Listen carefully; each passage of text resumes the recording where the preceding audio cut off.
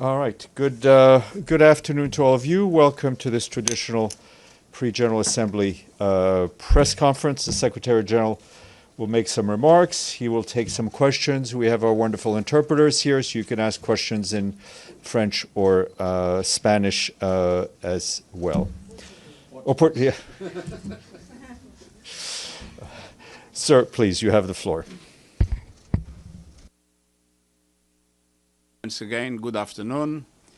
Leaders are making their way to New York for the UN's 80th anniversary and the high-level week of the General Assembly. Some call it the World Cup of diplomacy. But this cannot be about scoring points. It must be about solving problems. There is too much at stake. We are gathering in turbulent, even uncharted waters.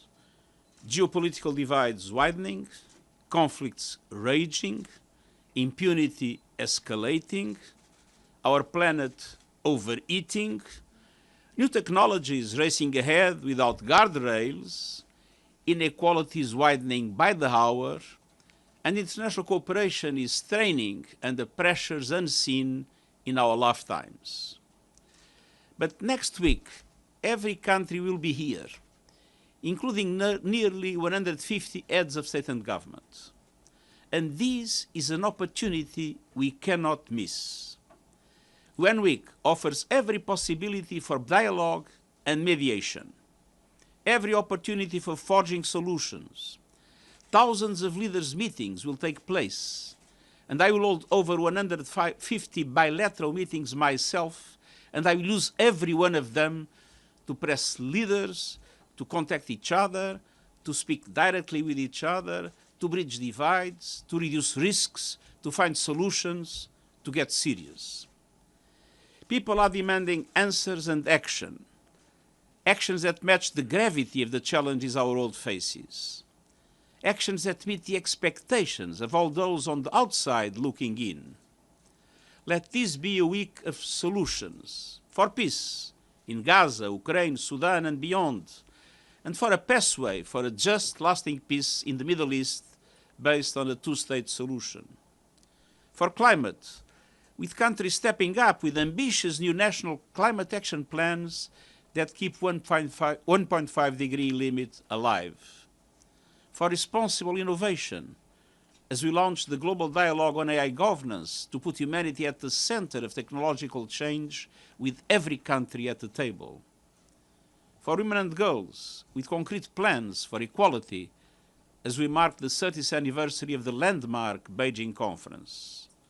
For financing development, at the first of its kind biennial summit, bringing together leaders of international financial institutions and heads of state, and focused on implementing commitments on financing the Sustainable Development Goals.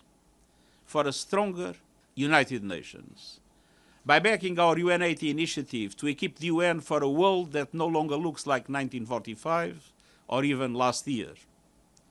The list is long because the needs are great.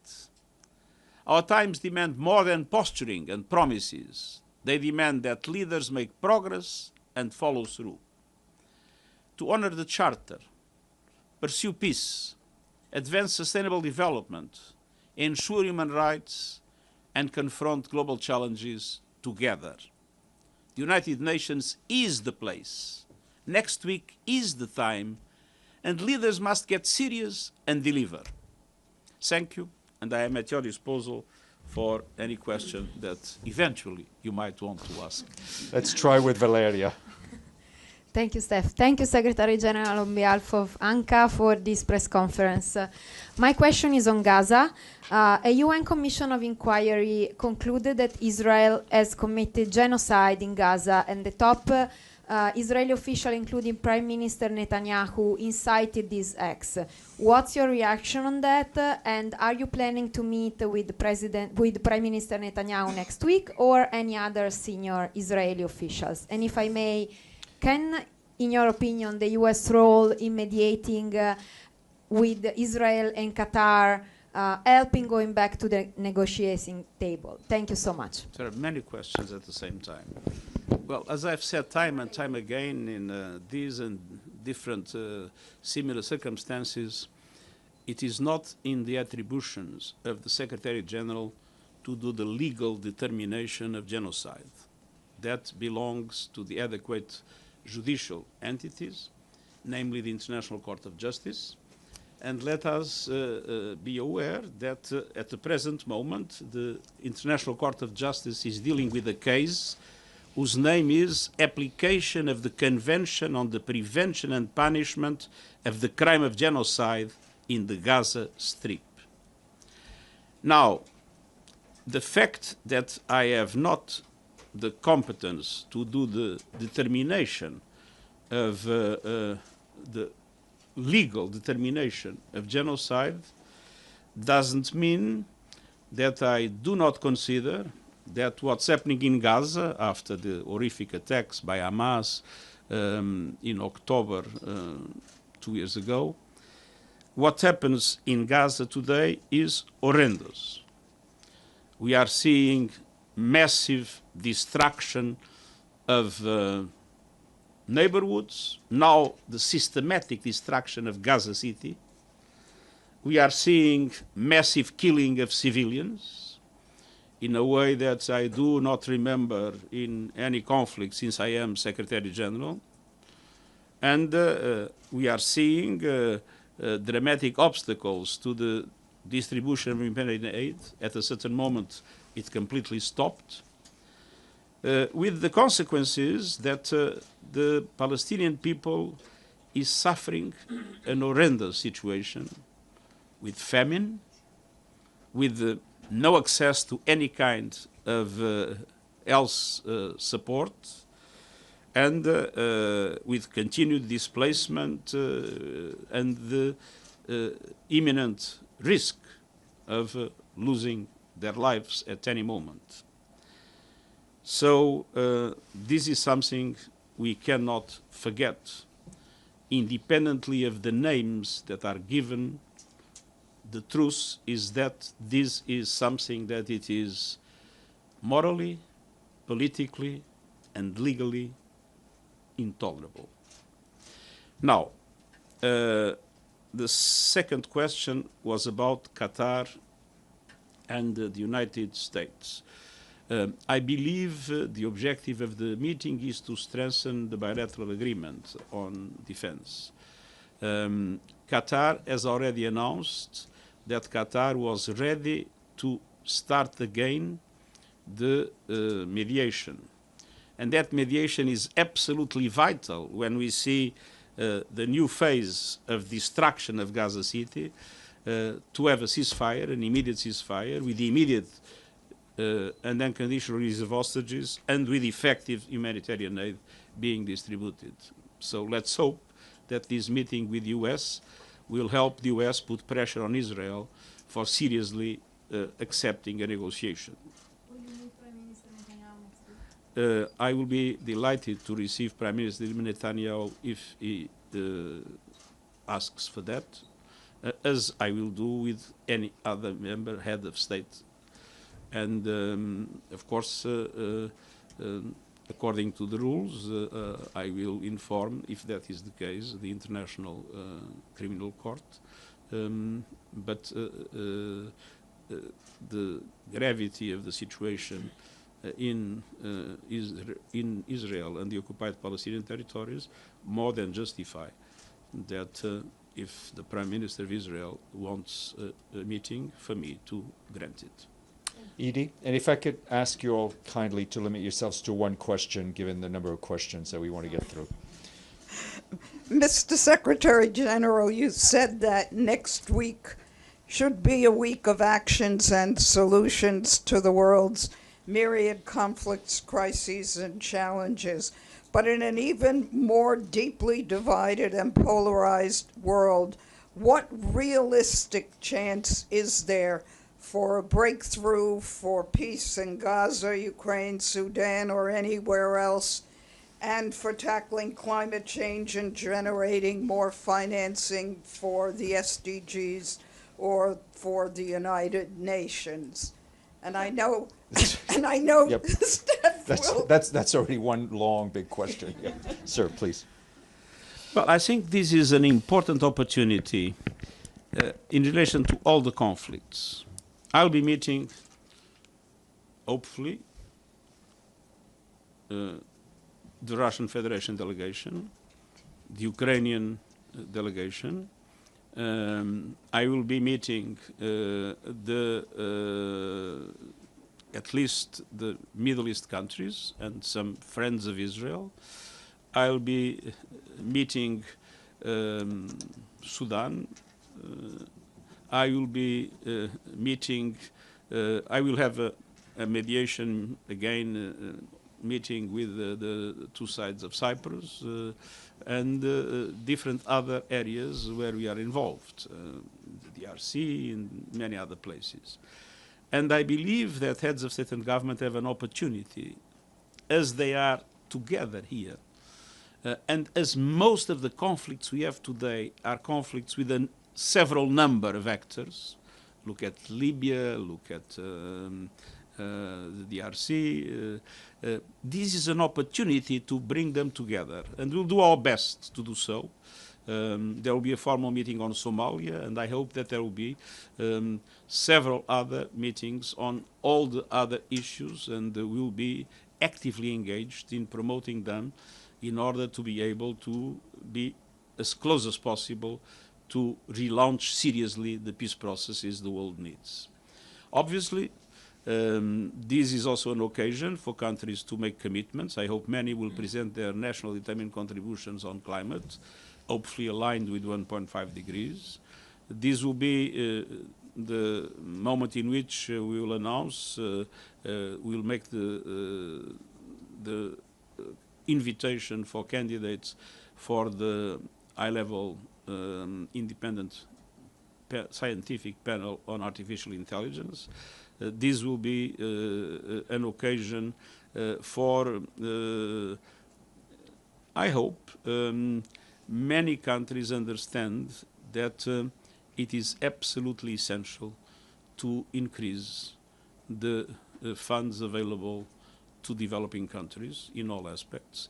And this is not only through ODA, we know, but it is through the reform of multilateral institutions, is through the increase of the action of multilateral development banks, is through many innovative forms of financing that are perfectly possible, independent of the fact that the direct aid to development will be very difficult to increase with the position of the United States and also the position of other countries that have to increase their, or believe they have to increase their defense expenditures.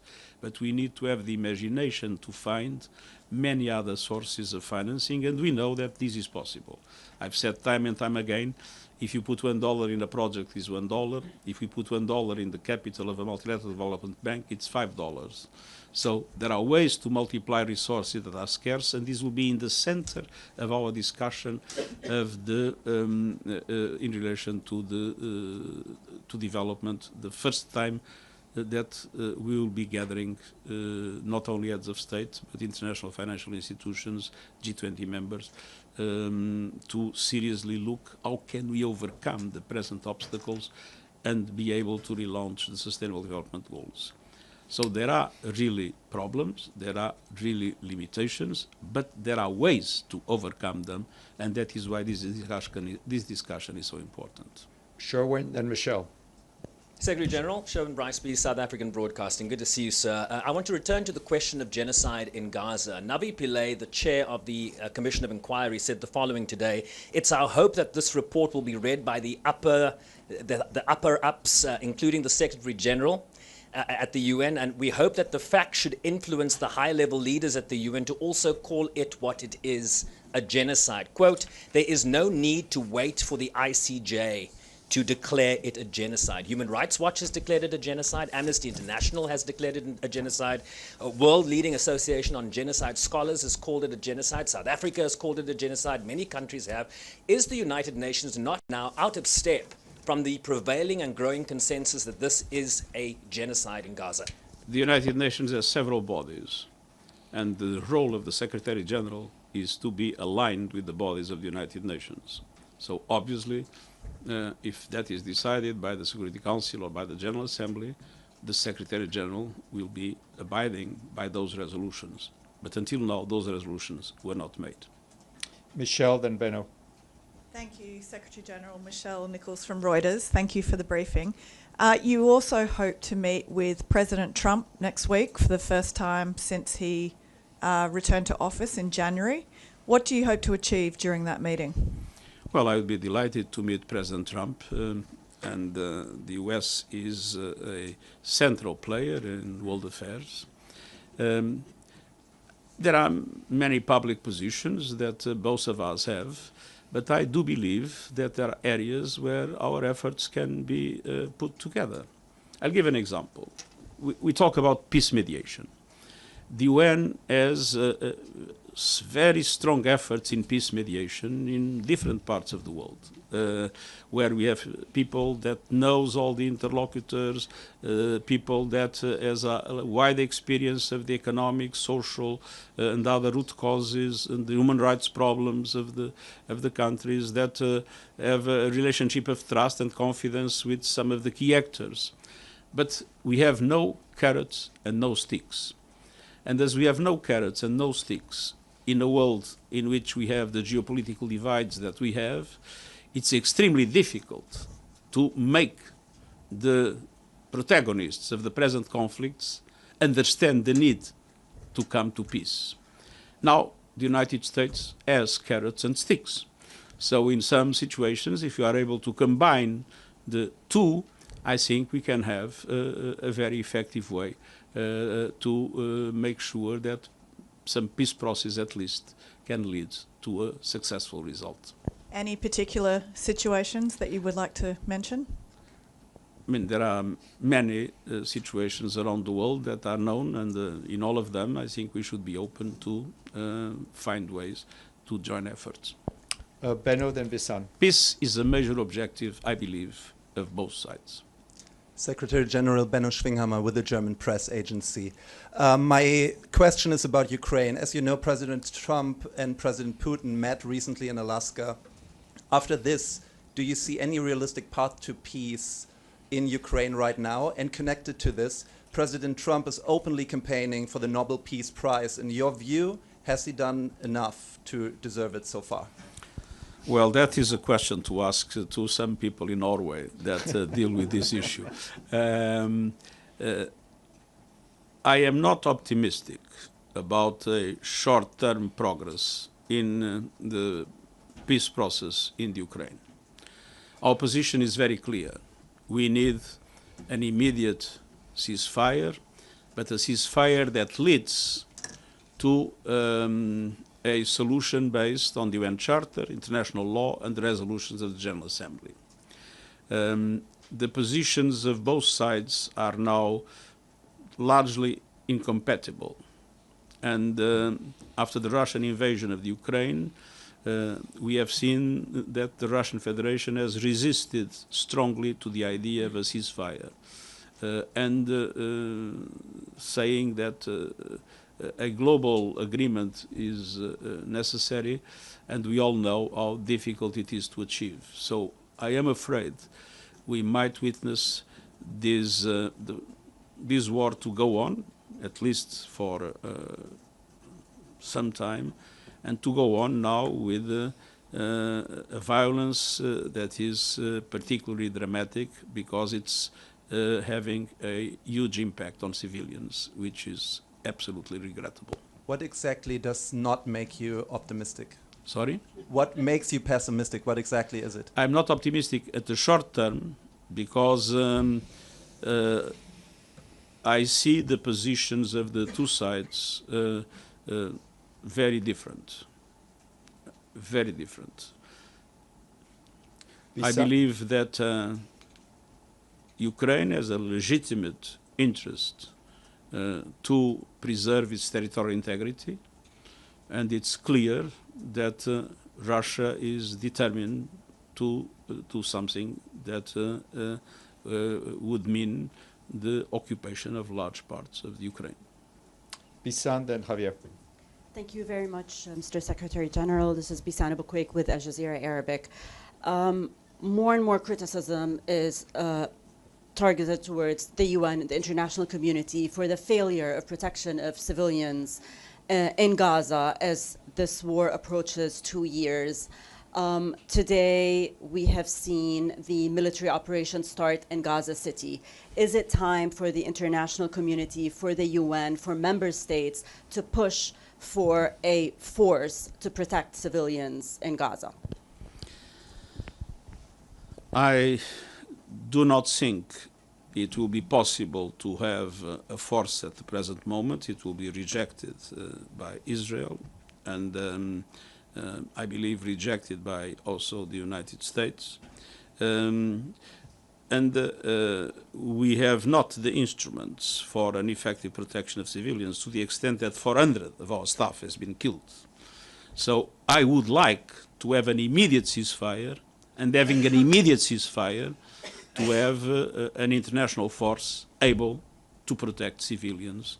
This would be an objective that I would strongly cherish. But at the present moment, it looks like Israel is determined to go up to the end and not open to a serious negotiation for a ceasefire, with the dramatic consequence from the Israeli point of view that it is also not allowing for the release of hostages that we have always said should be immediate and unconditional. So let's be clear, with the attack that took place in Qatar, it doesn't look that Israel is interested in a serious negotiation for a ceasefire and release of hostages.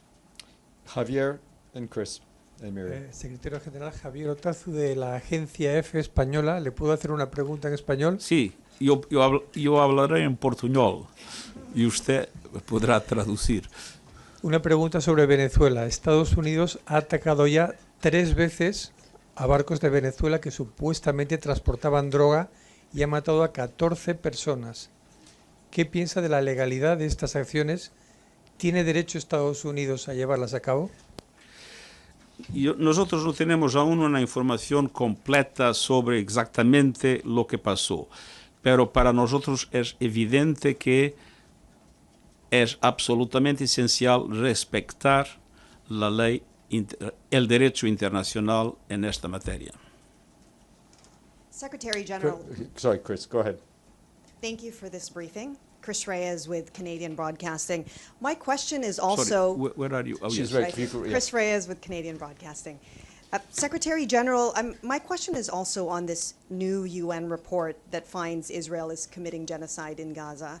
What is your direct response to Israel's rejection of the findings of the report? And if nothing comes out of the report, what does this say about the UN's relevance? Well, the report is a report of an independent inquiry committee. I think that Israel should take into account, and everybody should take the report into account. And obviously, these are serious questions. As I said, for us, it's not for us to determine the legal, to do the legal determination of, but the report is a serious report that I believe should be carefully read, and namely by the Israeli authorities. Miriam, if you could wave so we can see you. Miriam Ramadi with Volunteer Media, Afghanistan International. My question is about Afghan women and girls who remain erased from public life under the Taliban. Beyond statements of concern, what concrete steps You refer to what situation? Afghanistan. Afghanistan. As you know, Afghan women and girls remain erased from public life under the Taliban. What concrete steps will the UN take to hold the Taliban accountable for systemic gender apartheid? And also, if you have any comments about this snapback mechanism at the Security Council. Thank you. Well, what's happening in Afghanistan is absolutely intolerable. And it's not only intolerable, it's also stupid. Because not to allow women and girls to participate in humanitarian aid is terribly detrimental to the whole population of Afghanistan. We are doing everything we can directly and mobilizing the international community to make the Taliban understand that it is in the vital interest of Afghanistan that women and girls are allowed to do humanitarian work, and that humanitarian aid reaches effectively women and girls in the country. The present situation is intolerable. Is it only in humanitarian work and just about girls' education, women being removed? These are other aspects in which we have always been clearly in favor of gender equality, has always been our motto. Of course, we understand that there is a long way to go, but now we had a, I would say, more serious situation with the deprivation of humanitarian aid to women and girls in several situations, and not allowing women and girls to provide humanitarian aid. And this is something that is, in my opinion, totally unacceptable. About the snapback, I think there is still time to avoid it. My appeal to Iran and to the other powers is to use diplomacy and to create the conditions of trust in order to be able to avoid it. I have been in contact with both sides, of course, offering my good offices, but it all depends on the diplomatic efforts that are made in order to reestablish the trust that is needed for the snapback to be avoided. Deji, James, and Pam. Secretary General, Shudeji with China Central Television. My question on two-state solution. On two-state solution. The two-state solution. The two-state solution. Two-state solution. Yes. We heard recently not only right-wing officials of Israeli Authority, even the Prime Minister of Israel, talking about there will be no state of Palestine. With Israel continuing its military operation and illegal settlements in West Bank as well as in Gaza, if there is no territory, where is the two-state solution? And how should the international community and the UN to preserve the two-state solution? Thank you. I think we absolutely must do everything and mobilize as much as we can the international community to make sure that the two-state solution prevails. And the question is simple: what is the alternative?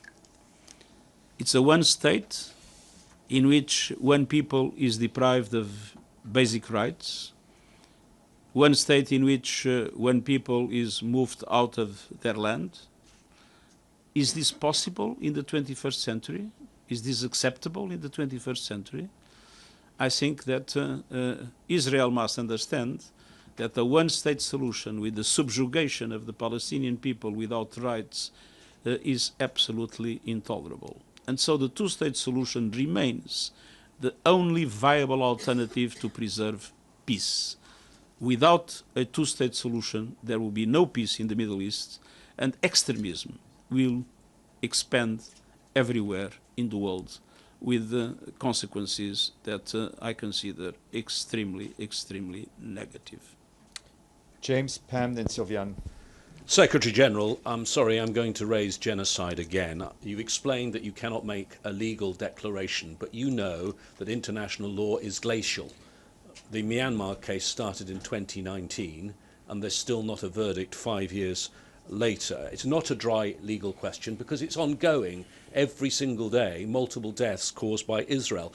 So won't history judge you harshly if you don't declare what we can all see in front of our eyes? Is this not what genocide looks like, Secretary General? History will remember the fact that we were in the first line to fight for the defense of the interests of the Palestinian people. History will remember the 400 UN members that were killed in Gaza. History will remember all the efforts that we have made to denounce the constant violations of international law and, worst, the level of death and destruction that has no parallel in my time in office. History will remember that we have been in a leadership position in defense of the rights of the Palestinian people, in the promotion of a Palestinian state. That is what history will remember, not a question of semantics. But is this what genocide looks like, Secretary General, even if you don't make a legal definition? Independently of the definition, the problem is not the word, the problem is the reality. And nobody has described this reality in a more dramatic way than the UN, and sorry to say, myself. Pam? Thank you for the briefing, SG. It's Pamela Falk from U.S. News and World Report. With so many conflicts that you're talking about and everyone's asking you about, the UN has a bit of a credibility issue today. It goes up, it goes down. We've seen that. It's my 25th UNGA. But what is your view of the vitality of the UN? You mentioned the bilateral meetings, so many, maybe getting everybody in one room. But the cutbacks, all of that have to do with the fact that maybe it's great powers, but the UN is not solving these problems. What's your case for the vitality of the UN? Thank you. The UN is a lot of things. Obviously, the UN is the Security Council, and the geopolitical divides have paralyzed the Security Council, and it is the Security Council that has the primary responsibility to preserve peace and security in the world. And for that, I'm not able to give an adequate answer to your question. But the UN is much more than the Security Council. The UN is providing humanitarian aid in the world in situations that are extremely difficult, more and more difficult, but vital to save lives and vital to rescue communities. The UN is being able to have the leadership, and I think nobody puts that into question, in the fight against climate change. The UN has been extremely active in making sure that new technologies are put into the adequate guardrails to be a force for good. And we just approved, as you know, are going to create the first global governance instruments in relation to artificial intelligence. The UN is extremely active, country by country, in supporting countries in their own development process. And if you ask heads of state about UN country teams, they will tell you that UN country teams are providing an excellent support to their activities. So the UN is many things. There is one thing I cannot solve: the capacity of the Security Council in a world that is so dramatically divided among the big powers to have the necessary instruments for ending impunity and for those that are complicating the different conflicts that we have and that are more and more internationalized, for those to understand that there is a risk if they go on. That paralysis of the Security Council is a source of impunity that undermines our work. But that needs to be clarified as what it is. It is not the UN, it's the member states that, divided, do not allow the UN to work properly. Sylviane, then Abdelhamid, then Joe. Monsieur le Secrétaire Général, je suis Sylviane Zehil, c'est là. Je suis Sylviane Zehil d'Orient le Jour, en français, Beyrouth. Le micro un peu plus près, merci. Voilà. Monsieur le Secrétaire Général, le Conseil de sécurité a décidé que l'armée libanaise remplacera la FINUL en 2027. Comment l'ONU peut-elle prétendre que l'armée libanaise exercera pleinement sa souveraineté dans le sud alors que le Hezbollah y conserve ses armes, ses structures et son contrôle territorial? Une fois que la FINUL va partir, qui va documenter et arbitrer les violations israéliennes du Blue Line, de la ligne bleue, après 2026? L'armée libanaise seule et sans couverture internationale? Est-ce qu'il y a un risque d'escalade qui nous attend, qui attend le Liban? Merci, monsieur. Dans le moment le plus difficile du conflit, j'étais là, en visitant la FINUL à la frontière. Et je suis vraiment orgueilleux du travail que la FINUL, en tant que force onusienne, a fait et continue à faire au Liban. Je crois que c'est évident que nous assistons aujourd'hui à une logique qui est très claire. Israël fait une violation systématique de l'accord en maintenant des positions à l'intérieur du Liban et en faisant des attaques ici et là. Et l'Hezbollah profite de ça pour justifier son existence comme force armée. Et Israël profite de l'existence du Liban comme force armée, de l'Hezbollah comme force armée, pour maintenir ces violations du cessez-le-feu. C'est pour ça que je considère que c'est absolument essentiel d'appuyer le gouvernement libanais, qui a un programme qui vise le monopole de la force dans les mains de l'armée libanaise, et que c'est essentiel qu'Israël respecte le cessez-le-feu et abandonne les positions à l'intérieur du Liban. Abdelhamid, then Joe. Thank you, sir. My name is Abdelhamid Sayam from the Arabic daily Al-Quds Al-Arabi. Sir, the former Secretary General Kofi Annan said the scars of the genocide in Rwanda will haunt me all my life. Now it's your second term, sir. You have 1 year and few months left. And the world is burning. The UN, which you had on top of it, failed the people of Palestine and Gaza, Ukraine, Sudan, Yemen, Myanmar, Haiti, and look around what's going on.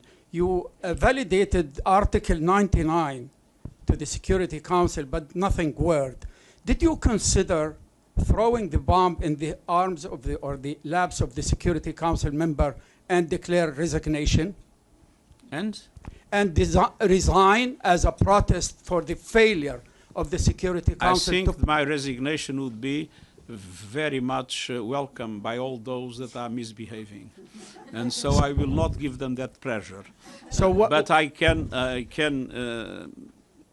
clearly express my deep frustration with the fact that these problems that you raise are not properly solved, and that the international community has not the capacity to come together to solve them. But what after you validated Article 99, what you have?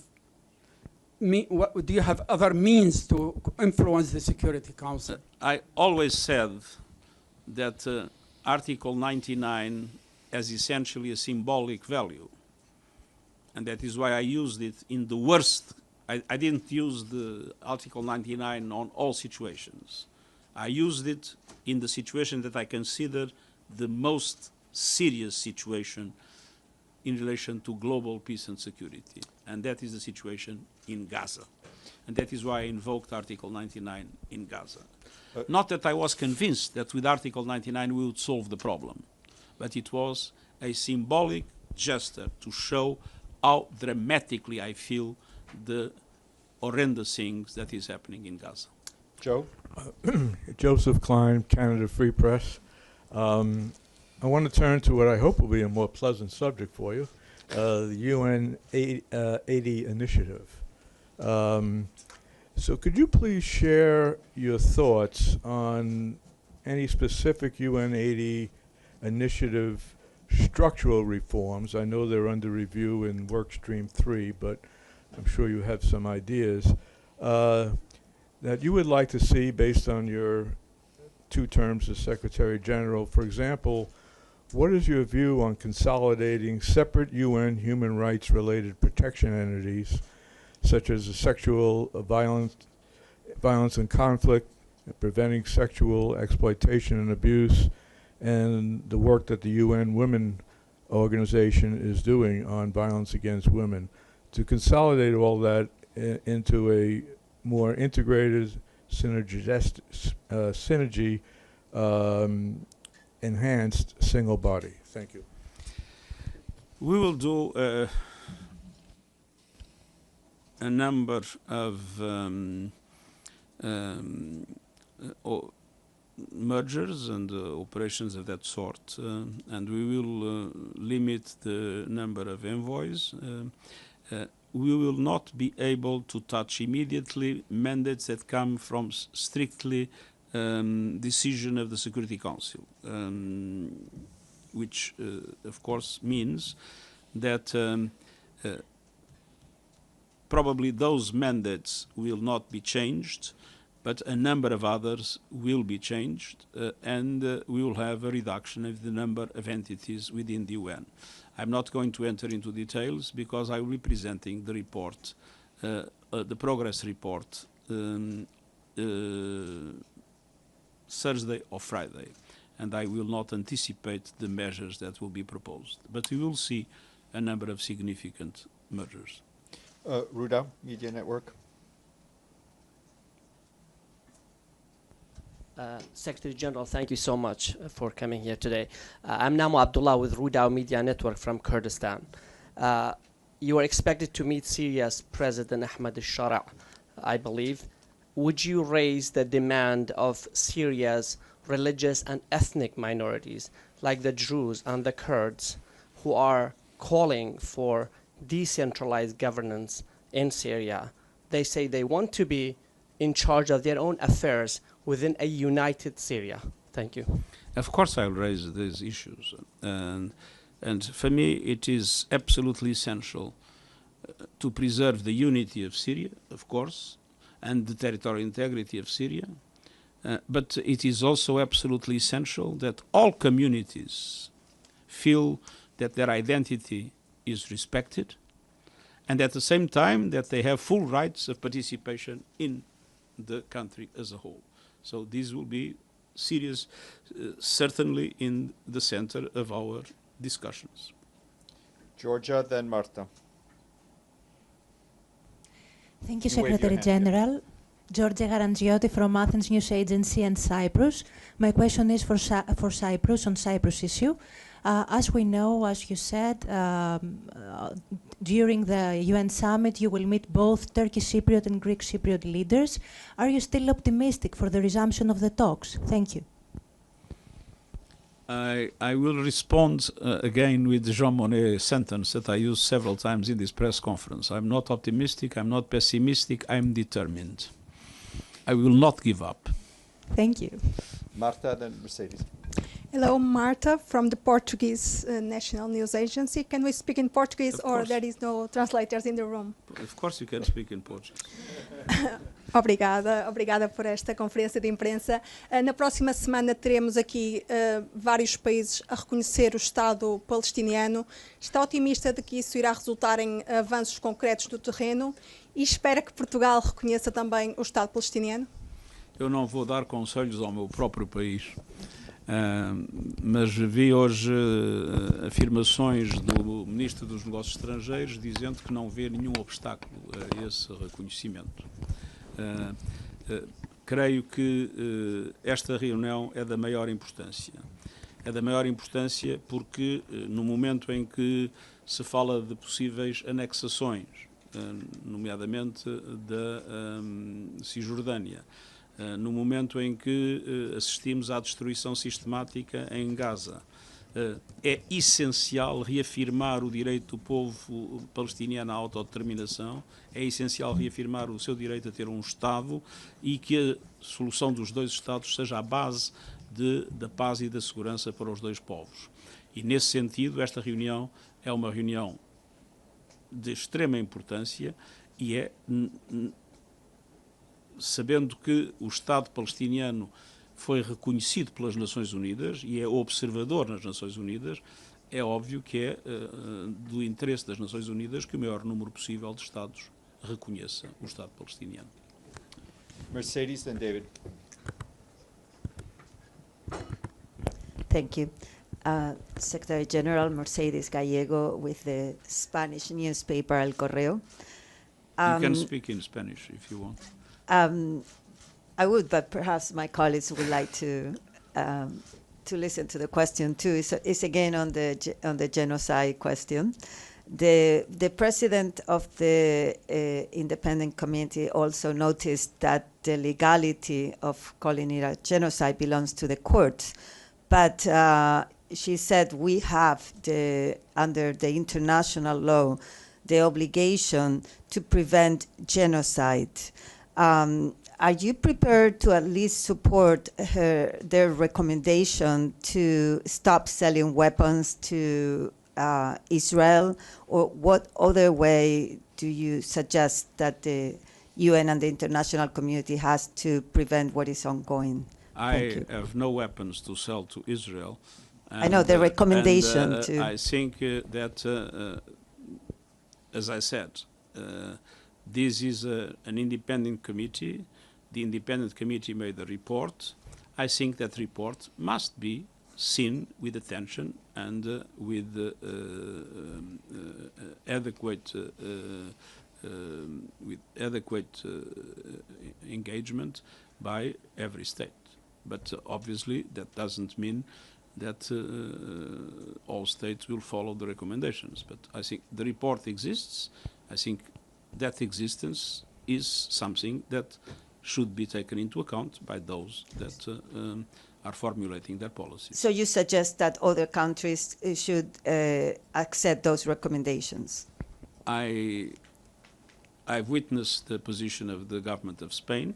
The government of Spain has been in the front line of the defense of the interests of the Palestinian people, and that is something that we cherish very positively. David? Gracias. Right there. Good afternoon, sir. David Hamilton, Fox News. Monday will be the two-state solution and continuation from July. The question I have is a legal one. 145 to 160 countries will declare Palestine an independent state. What does that mean legally? And the reason why I ask this question is because various UN resolutions, the Oslo Accords, have clearly stated that the final solution of an independent state will be up to the two parties. Now, since two parties are not negotiating at the moment, what does it legally mean for UN members to summarily declare Palestine as a state? What is the legal binding? What does the UN find in its previous resolutions? How does that correlate with each other? Well, as I said, the UN, as the General Assembly, has recognized the state of Palestine. He is an observer in the UN, and obviously, in that regard, the fact that a larger number of states does the same strengthens that position. But obviously, one thing is to recognize the state of Palestine. The other thing is the state of Palestine being able to fully exercise the rights of sovereignty, and I know that we are very far from that situation at the present moment. And I hope that there will be a serious negotiation leading to that. You, Kyoto? Thank you, Stefan. So good to see you again, Secretary General. My name is Yu from Kyoto News, Japanese news agency.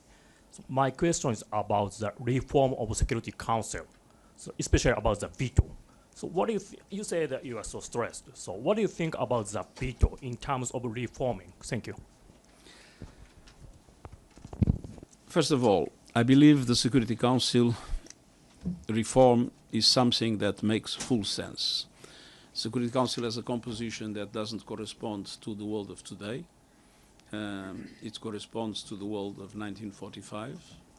And that creates not only a problem of legitimacy, but a problem of efficiency.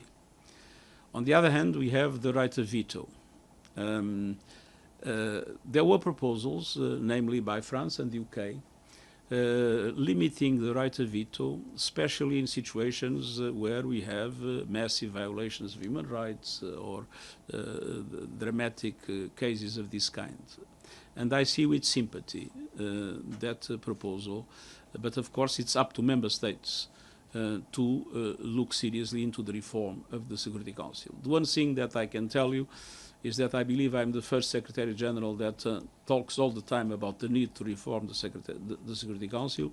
And the truth is that this item that was completely taboo in the past is now in the center of the discussions of the General Assembly. Before, there was a committee that couldn't even issue papers, and the documents would not move from one year to another.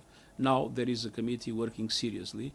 And several countries have recognized, for instance, even the P5, that Africa should have the right to have a permanent member. So I see movement, and I would like also to see movement in relation to certain limitations in the exercise of the right of veto. But again, this is a matter that only member states can solve. Linda, then Adla.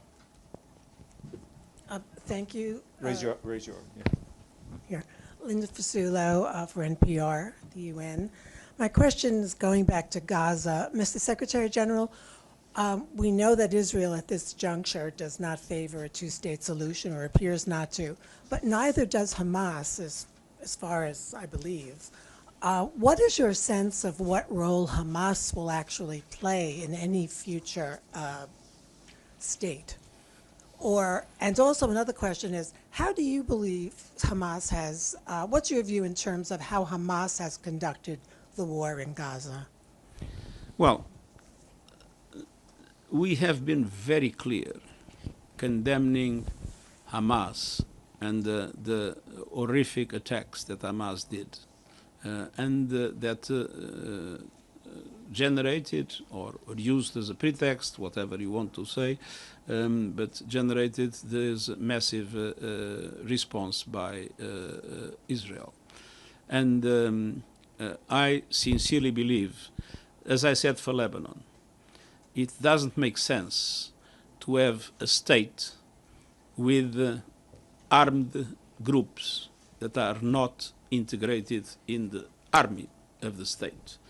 And obviously, the state of Palestine that I want, and there is an agreement of the Palestinian Authority, would be a disarmed state of Palestine, with, of course, a police force, but not with an army, which means that there would be no room for armed movements within that state.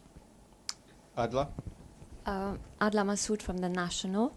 Mr. Secretary General, U.S. and Israeli officials have denounced the recent recognitions of Palestine as a gift to Hamas. Do you think... Sorry? As a gift to Hamas. What? Oh, the recognitions of Palestine as a state. Do you think the recognitions by some states risks undermining the prospects for peace? I don't think so. First of all, it's not a gift to Hamas, because the two-state solution is something that is not also in Hamas program, as you know. It is a gift to the Palestinian people that has suffered also a lot because of Hamas. Noreen? Thank you very much, sir. This is Noreen Hussain with IPS News. My question is actually about the high-level conference on Rohingya Muslims and other minorities in Myanmar. As you may know, sir, that the UN has been at the forefront of the humanitarian response to the Rohingya refugee crisis. It has been 8 years now since that, since the nearly 1 million Muslims Rohingyas were forced to flee Rakhine State. And as the conference, wishes to achieve a sustainable resolution to this situation, what I would like to ask you in your own words is, what do you foresee is the UN's role in working towards that resolution that goes beyond its humanitarian response? Thank you. Well, I feel the Rohingya situation particularly because I worked a lot with the Rohingyas when I was High Commissioner for Refugees. And I've witnessed how discriminated they were, probably the highest level of discrimination I've ever seen in a country. And then how dramatically they were killed and their villages destroyed in the offensive of the armed forces that we had a few years ago and led to this massive movement to Bangladesh. It is absolutely essential that the solution of the many problems that Myanmar has, and there are other, as you know, that we have a solution based on a return to democracy, but not only a return to democracy, but the recognition that the Rohingyas belong to the state of Myanmar and that citizenship must be given to them and they must have the same rights of all the other Myanmaris. Unfortunately, as you know, the position of the government has been not only abolishing democracy and engaging in different conflicts with different groups, but has until now denied the status of citizenship to the Rohingyas, what is absolutely intolerable. Last question all the way in the back, Xinhua. Yes, go ahead.